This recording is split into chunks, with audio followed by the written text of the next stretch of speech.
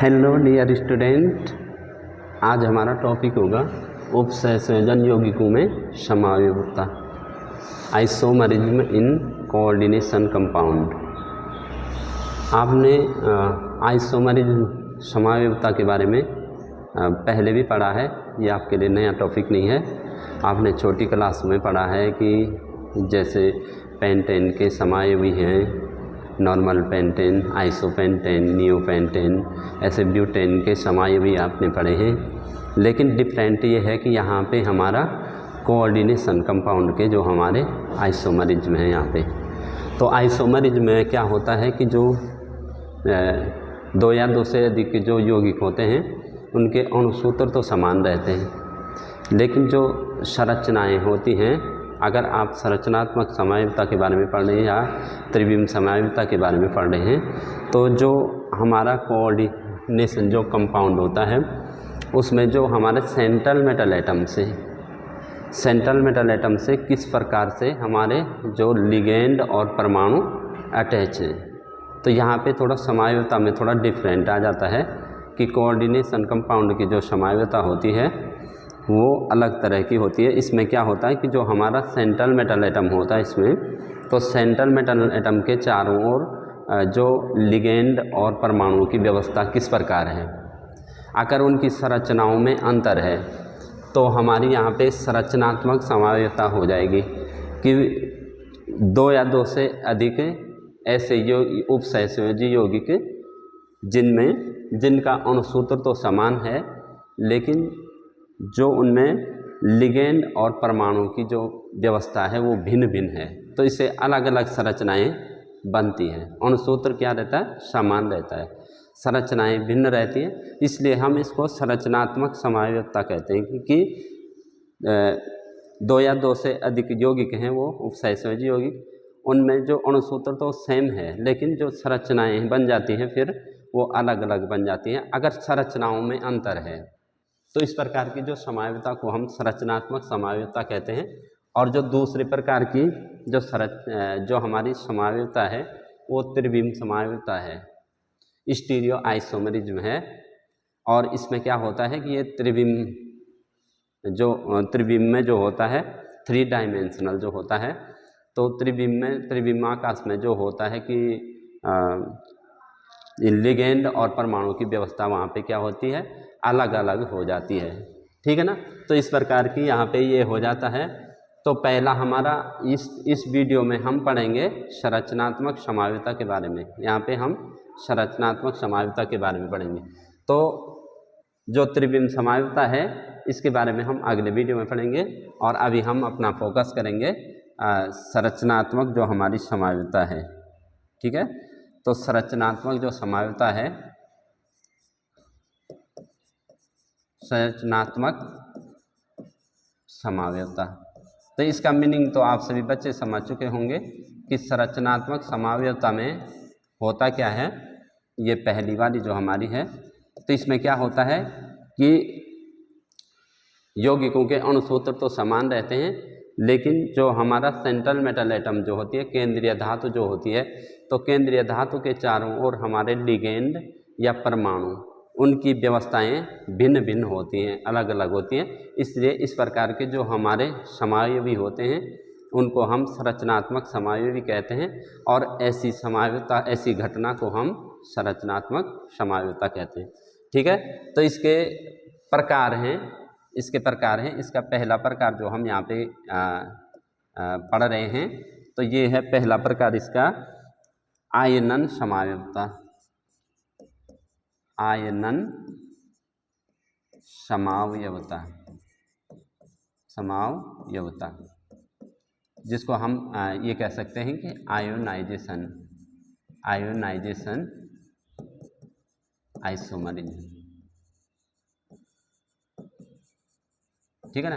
तो आयोनाइजेशन जो आयनन समावयवता में, अब आप समझ गए होंगे कि यहाँ पे आयनों की व्यवस्था में भिन्नता होगी। इसकी डेफिनेशन आप अगर लिखना चाहें तो वे दो या दो से अधिक उपसंयोजी यौगिक जिनका अणुसूत्र तो समान होता है, लेकिन उनमें आयनों की व्यवस्था क्या होती है? भिन्न भिन्न होती है। तो ऐसे समायवी आप लिख सकते हैं कि दो या दो से अधिक ऐसे उपसहसंयोजी यौगिक जिनका अणुसूत्र तो समान होता है, जिनका अणुसूत्र समान होता है लेकिन उन उपसहसंयोजी यौगिकों में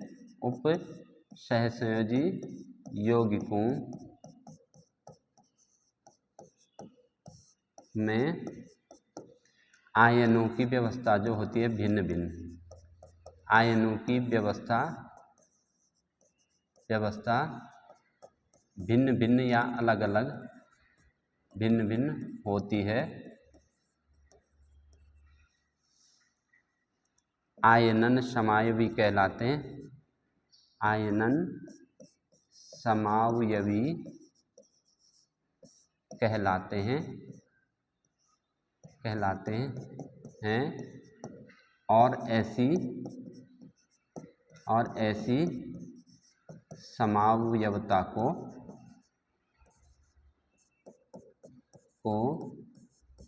आयनन समावयवता कहते हैं, आयनन समावयवता कहते हैं। इनमें क्या होता है, जो हमारा काउंटर आयन, जो हमारा लिगेंड और जो हमारा काउंटर आयन है, काउंटर आयन माने प्रति आयन, तो इनमें क्या होता है, इनमें स्थानांतरण होता है, ठीक है ना। लिगेंड और काउंटर आयन, तभी काउंटर आयन लिगेंड का काम करता है और तभी लिगेंड काउंटर आयन का काम करता है। तो इसका एग्जाम्पल हम यहाँ पे देखेंगे, इसका जो एग्जाम्पल हम यहाँ पे देखेंगे, तो हमारा यहाँ पे जो एग्जाम्पल होगा ये देखिए, CONH3 होल 5 SO4,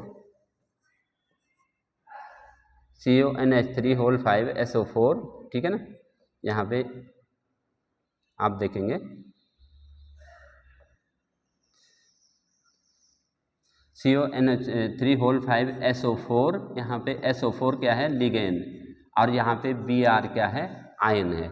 आप देखिए CONH3 होल 5 SO4, ठीक है, और यहाँ पे Br क्या है, काउंटर आयन है, SO4 लिगेंड है, ठीक है।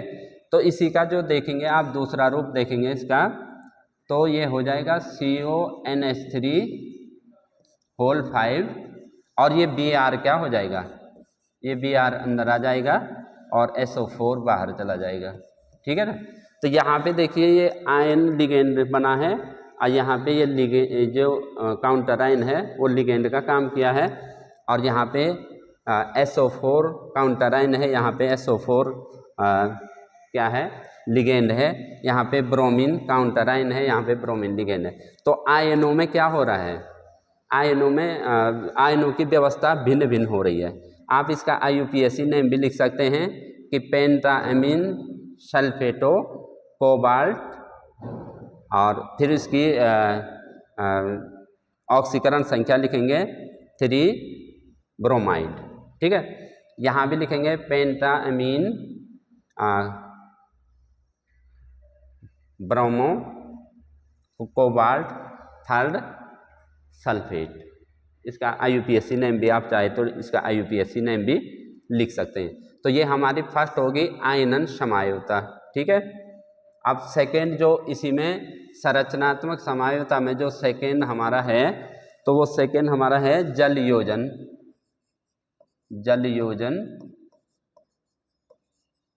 समावयवता,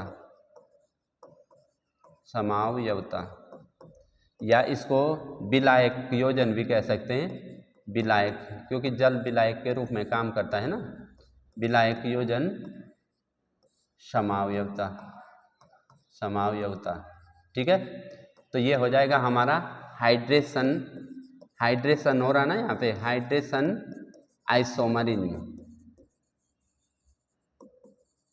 तो यहाँ पे हमारा क्या हो जाएगा, यहाँ पे जल योजन, जल योजन समावयवता हो रहा है ना।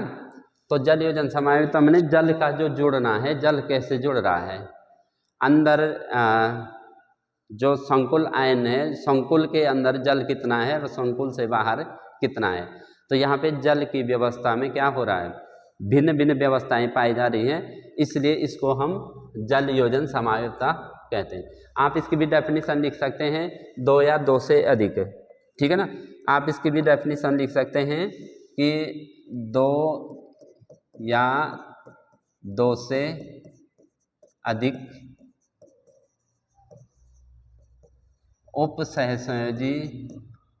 उपसहसंयोजी यौगिक जिनका अणुसूत्र तो समान होता है, जिनका अणुसूत्र समान होता है, लेकिन जल के अणुओं की जो व्यवस्था वो भिन्न भिन्न होती है। जल के अणु की व्यवस्था भिन्न भिन्न होती है, भिन्न भिन्न होती है। ये एक दूसरे के जल योजन समावयवी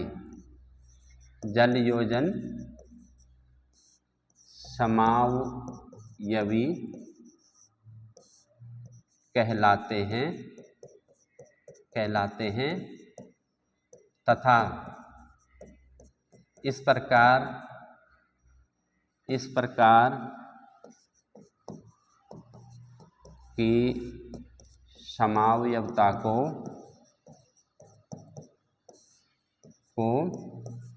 जल योजन समावयवता कहते हैं। ठीक है ना, तो डेफिनेशन समझ चुके हैं और अब एग्जाम्पल की बात आती है। तो यहाँ पे एग्जाम्पल की बात आती है, तो पहले डेफिनेशन को ढंग से समझो। ठीक है, डेफिनेशन को ढंग से समझो। यहाँ पे आप आ जाएगा एग्जाम्पल।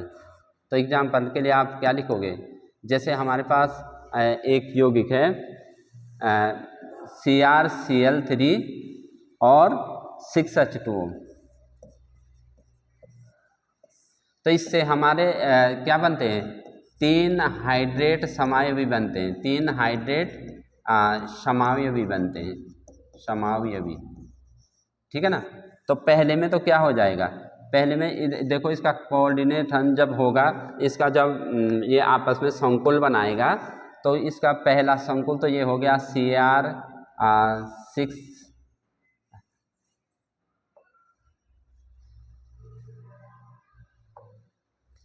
हो गया और H2O, इसको एक्वा कहते हैं ना, एक्वा कि जल जो है, जल का जो उदासीन लिगेंड है, तो इसका स्पेसिफिक नेम होता है, इसको एक्वा कहते हैं। जैसे NH3 को एमीन कहते हैं, तो NH3 भी क्या है, न्यूट्रल लिगेंड है, समझ रहे। तो यहाँ पे देखो, यहाँ पे तो सिंपल बनेगा, पहला ये बनेगा और यहाँ Cl3 बन जाएगा। इसके बाद क्या होगा कि क्रोमियम की जो समन्वय संख्या है यहाँ पे 6 है, क्रोमियम की जो समन्वय संख्या है कितनी है, 6। तो ये समन्वय संख्या, इसकी कोऑर्डिनेशन जो नंबर है वो 6 है। तो इसको 6 ही बनाना है, एक क्लोरीन हम अंदर ले जाएंगे और एक वाटर मॉलिक्यूल को बाहर ले जाएंगे, समझ रहे। तो दूसरा हमारा बनेगा Cr। अब यहाँ पे जो एक्वा के जल के जो अणु जो हम जोड़ेंगे 5 और एक Cl अंदर लिगेंड में आ जाएगा, समझ रहे। तो इसका मतलब लिगेंड बाहर कितने, बाहर काउंटर आयन Cl के 2 रह गए और एक H2O बाहर चला गया। तो ये इसका ये फर्स्ट है, संरचना सूत्र समान है, लेकिन क्या है, जो जल के अणुओं की व्यवस्था आप देख रहे हैं, यहाँ अंदर अंदर संकुल के अंदर 6 हैं, यहाँ संकुल के अंदर 5 हैं और एक संकुल से बाहर है। तो जल के अणुओं की व्यवस्था में अंतर आ रहा है, संरचना में अंतर आ रहा है, तो इसीलिए तो इसको संरचनात्मक समायवी कह रहे हैं। इसका थर्ड भी बनेगा, अभी यहाँ पे तीसरा भी बनेगा। तो तीसरा क्या बनेगा? तीसरा बनेगा CrH2O, यहाँ पे हो जाएगा होल 4, ठीक है। और इसकी कोऑर्डिनेशन CN नंबर हमने 6 रखना है, इसका मतलब 2 Cl अंदर आ जाएंगे, 2 Cl अंदर आ गए, ठीक। तो यहाँ पे 2 Cl आ गए अंदर और 1 Cl रह गया बाहर। आज यहाँ पे हमारे क्या हो गया है? 2 H2O बाहर चले गए। तो इस प्रकार से हमारी क्या हो जाएगी? इस प्रकार से हमारा क्या हो जाएगा? ये हमारे जल के अणुओं की जो है संरचनाएं यहाँ पे भिन्न भिन्न है, इसीलिए हम इसको जल योजन समायोजता कहते हैं। आपने डेफिनेशन में देखा 2 या 2 से अधिक उपसहसंयोजी यौगिक जिनका अणुसूत्र समान होता है लेकिन जल के अणुओं की व्यवस्था उनमें क्या होती है? भिन्न भिन्न होती है। ये एक दूसरे के जल योजन समायवी कहलाते हैं तथा इस प्रकार की समायोजता को हम जल योजन समायोजता कहते हैं। तो हमें नहीं लगता कोई बच्चा इस डेफिनेशन को देखेगा और इस एग्जाम्पल को देखेगा तो उसको जल योजन समायोजता जो हाइड्रेशन आइसोमरिज्म है उससे संबंधित कोई डाउट उसका नहीं रहेगा, उसका डाउट क्लियर हो जाएगा जो इसको देखेगा, ठीक है ना। जो हमारी थर्ड टाइप की है, अब थर्ड टाइप वाली हमारी जो है, अभी हम संरचनात्मक समायोजता ही पढ़ रहे हैं, समझ रहे हैं। तो जो थर्ड वाली है वो है उपसह संयोजन समायोजता। उपसह संयोजन, देखो जो हमारे टॉपिक का नेम है, जो लेसन का नेम है, चैप्टर का नेम है, उसी प्रकार की ये समायोजता भी है, उपसह संयोजन समायोजता। तो उपसह संयोजन समायोजता में आप देखेंगे कि कोऑर्डिनेशन जो है, कोऑर्डिनेशन आइसोमरिज्म, ठीक है, कोऑर्डिनेशन आइसोमरिज्म आप देखेंगे यहाँ पे। तो डेफिनेशन इसकी भी वैसे ही बनेगी कि 2 या 2 से अधिक। देखो अगर इसकी डेफिनेशन आपने बनानी है और लिखनी भी पड़ेगी, क्योंकि कभी कभी क्या होता है इस पे शॉर्ट नोट्स आ जाते हैं, तो वहाँ पे आपको डेफिनेशन बहुत ज़रूरी हो जाता है। इसकी परिभाषा देखो, आप क्या लिखोगे डेफिनेशन में? 2 या 2 से अधिक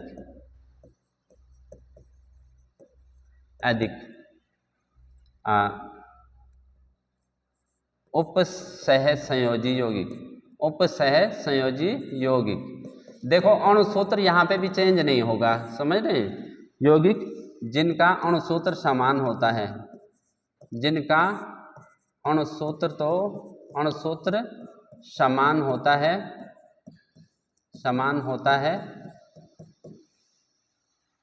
है, लेकिन जो हमारे धनायनिक और ऋणायनिक लिगेंड हैं,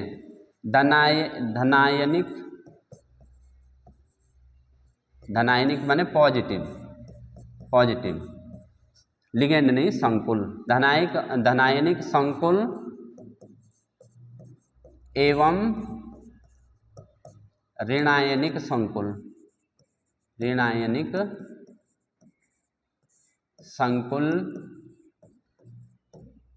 में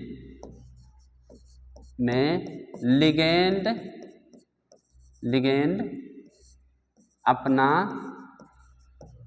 स्थान बदल देते हैं, ठीक है ना, अपना स्थान बदल देते हैं। अब इसमें बच्चों को बहुत कंफ्यूज होता है, अभी एग्जाम्पल आएगा। बदल देते हैं एक दूसरे के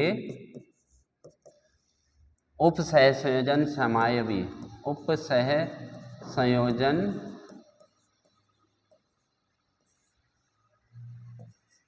समायवी कहलाते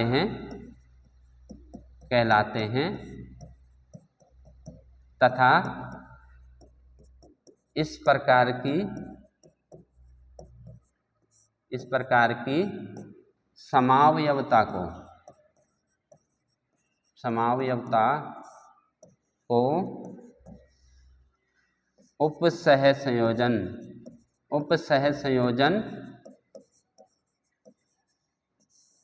समावयवता कहते हैं।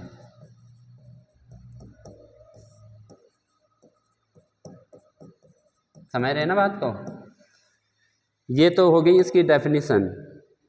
इसकी डेफिनेशन ये हो गई कि दो या दो से अधिक उपसहसंयोजी यौगिक जिनका अणुसूत्र समान होता है लेकिन धनायनिक पॉजिटिव संकुल एवं ऋणायनिक संकुल में लिगेंड अपना स्थान बदल देते हैं, एक दूसरे के उपसहसंयोजन समायोगी कहलाते हैं तथा इस प्रकार की समायोगिता को हम उपसहसंयोजन समायोगिता कहते हैं।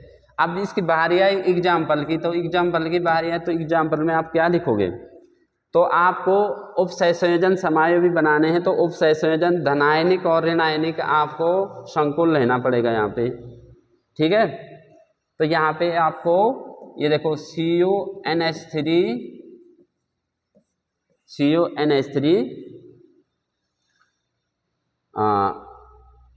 होल 4, ठीक है ना, CuNH3 होल 4 एक तो हमने ये ले लिया और एक ले लिया PtCl4। अब मैं जो कह रहा था कि एग्जाम्पल में बच्चों को बहुत सी प्रॉब्लम यहाँ पे होती है, यहाँ पे बच्चे इस चीज़ को समझ नहीं पाते हैं। अब होता क्या है कि यहाँ पे जो हमारे इसका एक तो ये हो गया फर्स्ट, और इसका जो सेकेंड वाला बनता है तो यहाँ पे बच्चे बहुत कंफ्यूज करते हैं।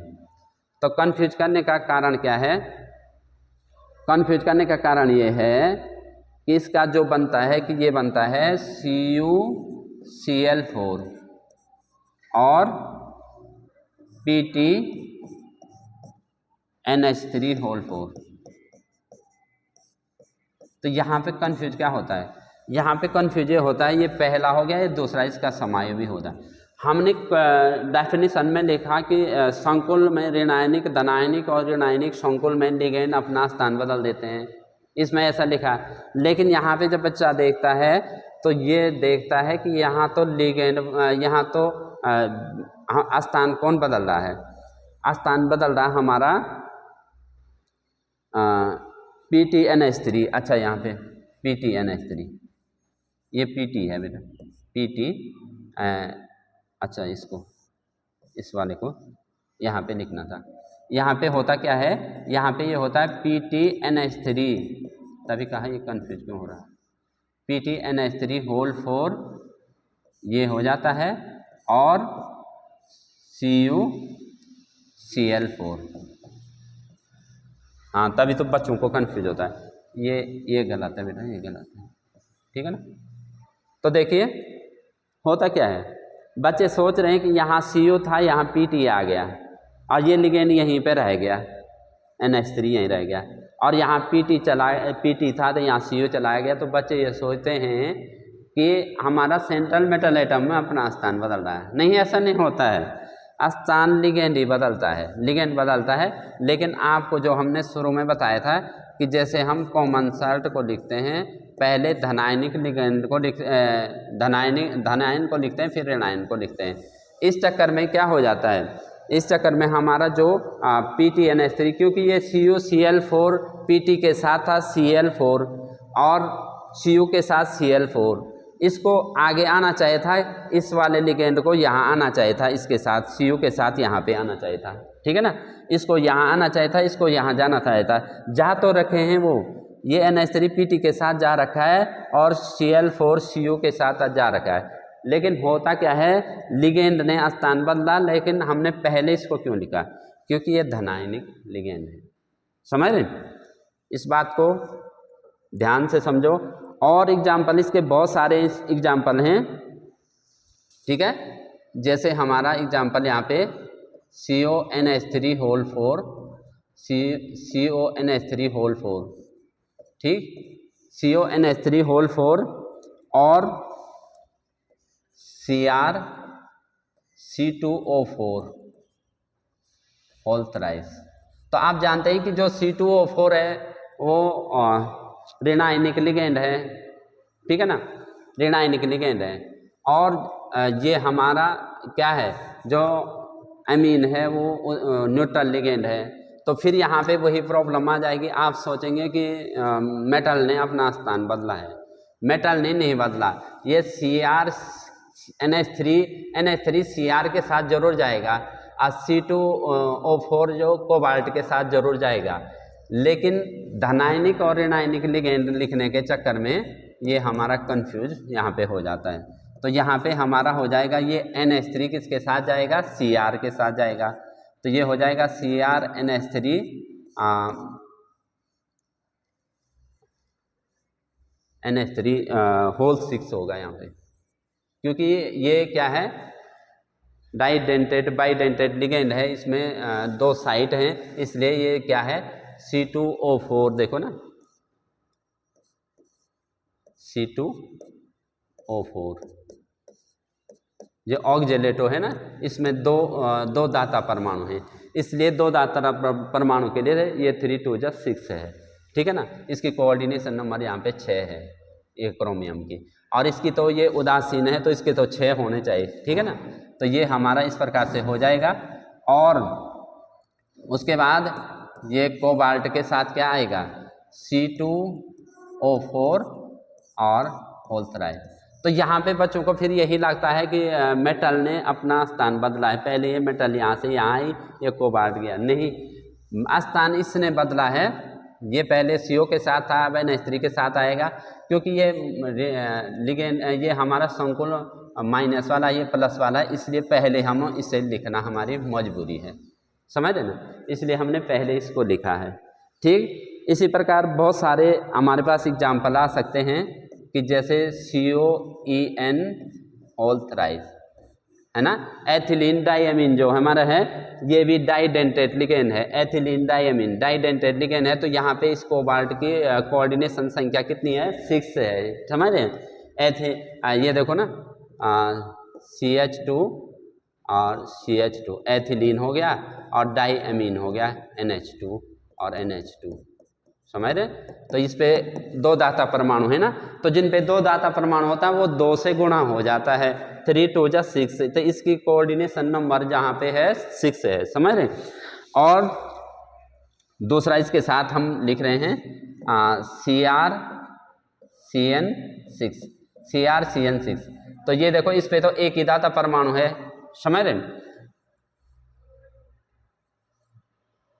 एक दाता परमाणु है, और ये यहाँ पे क्या है। अब यहाँ पे फिर आप देखोगे, अगर हम आपको इसको गलत तरीके में बताएं तो जैसे हम उसके हिसाब से बताएं, डेफिनेशन के हिसाब से, तो डेफिनेशन से हिसाब से तो ये हो रहा है कि भाई CO के साथ CN अपना स्थान बदलेगा, समझ रहे ना, CN आएगा, ठीक है, ठीक है। और CR के साथ हमारा आएगा, CR के साथ आएगा EN, ये आएगा, ठीक है। लेकिन हमारी मजबूरी क्या हो रही है, ये हमारा ऋणायनिक लिगेंड है या धनायनिक, तो फिर लिखना हमने पहले इसी को है। अब यहाँ पे क्लियर होगी चीज़ें, लिखना पहले इसी को है, ठीक है।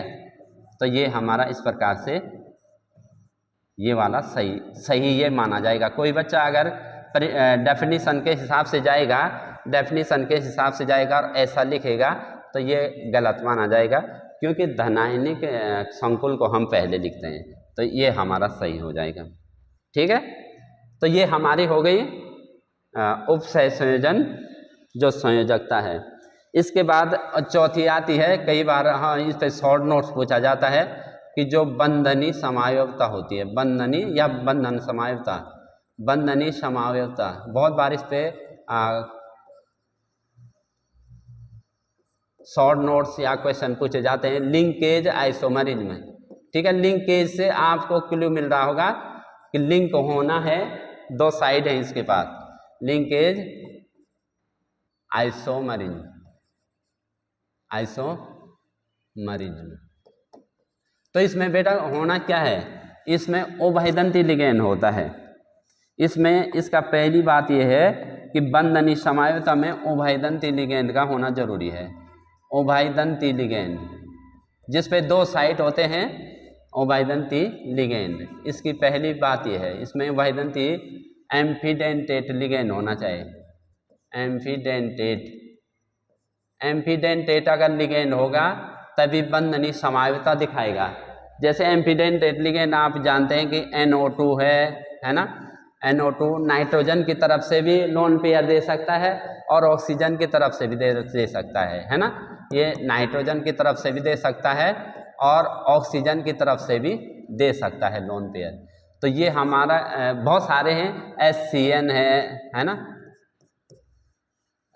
CN है, बहुत सारे हैं। आपको तो एक एग्जाम्पल यहाँ पे समझना है कि जो एम्फिडेंटेट लिगेंड हैं, उभयदंती लिगेंड, तो बंधनी समायवता को वही दिखाते हैं, उभयदंती लिगेंड वाला ही बंधनी समायवता को दिखाते हैं। उसमें होता क्या है कि जो उभयदंती लिगेंड होते हैं उसमें 2 दाता परमाणु होते हैं और एक बार में केवल एक ही दाता परमाणु जो सेंट्रल मेटल एटम को लोन पेयर देता है, ठीक है ना। तो एक बार में एक देगा तो दूसरी बार में दूसरा देगा, तो बंधनी समायवता हो जाएगी, दो तरफ से लिंकेज हो रहा है। जैसे मतलब हम NO2 कह रहे हैं कि नाइट्रो जो कह रहे हैं हम NO2, तो इसमें क्या हो रहा है, एक बार में नाइट्रोजन की तरफ से जुड़ेगा और एक बार में ऑक्सीजन की तरफ से जुड़ेगा, तो ये क्या हो जाएगा, ये बंधन अलग अलग हो जाएगा, ये लिंकेज अलग अलग साइड से हो जाएगा, इसलिए इसको बंधनी समायवता कहते हैं। तो इसकी अगर आप डेफिनेशन लिखना चाहें बंधनी समायवता कि 2 या 2 से अधिक, 2 या 2 से अधिक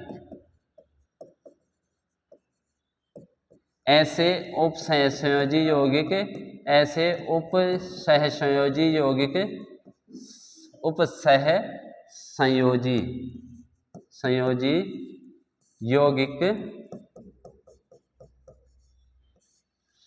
जिनमें उभयदंत लिगेंड होता है। भाई ये तो बहुत ज़रूरी चीज़ें हैं, जिनमें उभयदंती लिगेंड, उभयदंती जो उभयदंती या जिनमें उभयदंती लिगेंड होता है, उभयदंती लिगेंड होता है जो अलग अलग साइट से, अलग अलग साइट लिखते हैं से केंद्रीय धातु को, सेंट्रल मेटल जो एटम है, केंद्रीय धातु परमाणु या आयन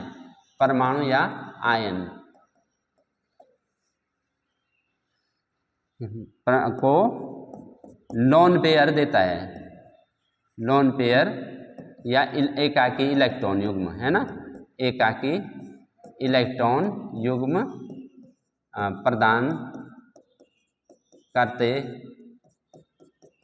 हैं एक दूसरे के बंधनी समावयवी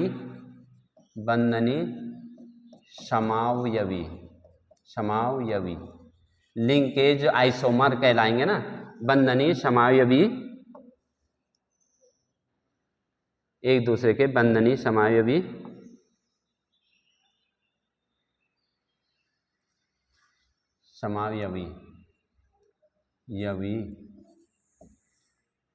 एक दूसरे के, यहाँ पे लिख देते हैं, एक दूसरे के बंधनी समावयवी कहलाते हैं और इस प्रकार की समावयवता को बंधनी समावयवता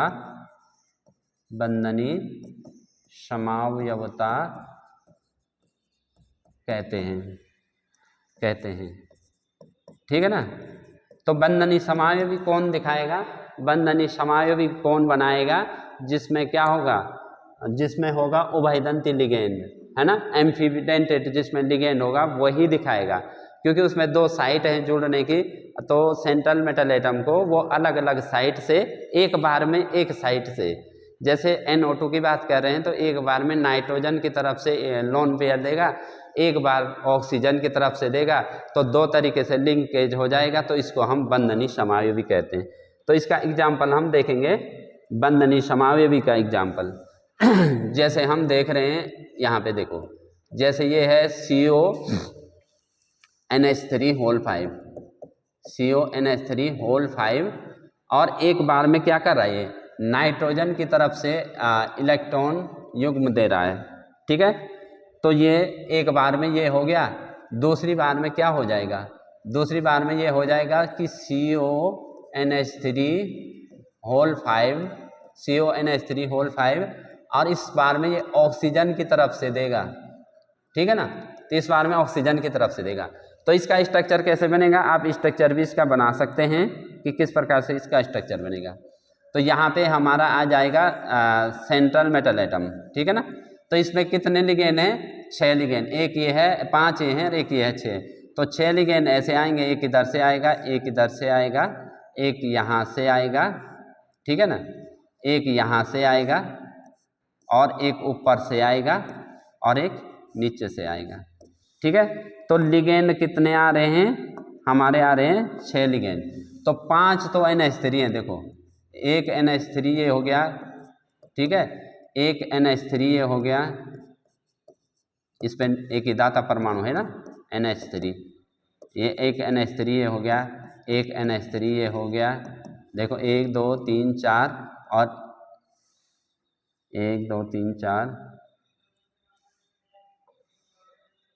हाँ 1 2 3 1 2 3 4 और ये 5, ठीक है।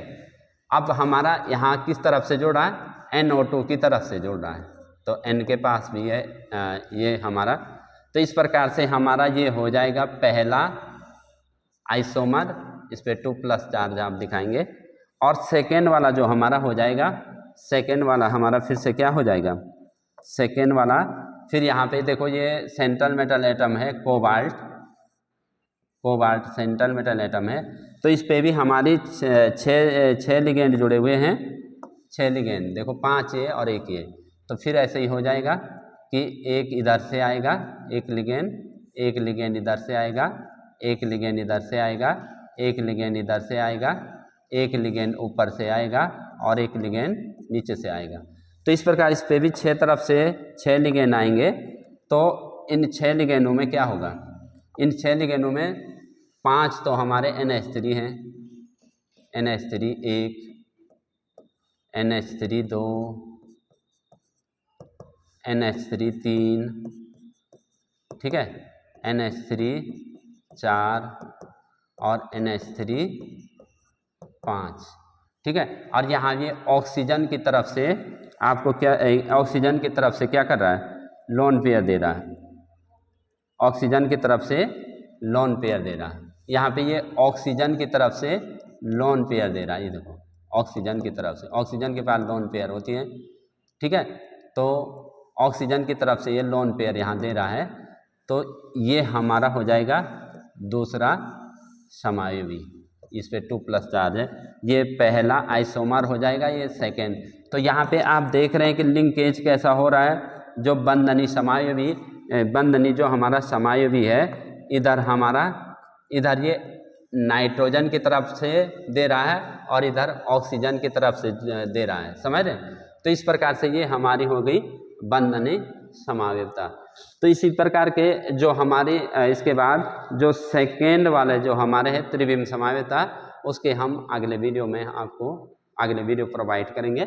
और इस वीडियो में आपने देखना है कि आपको ये वीडियो कैसे लगा, लाइक और सब्सक्राइब करना है। Thank you.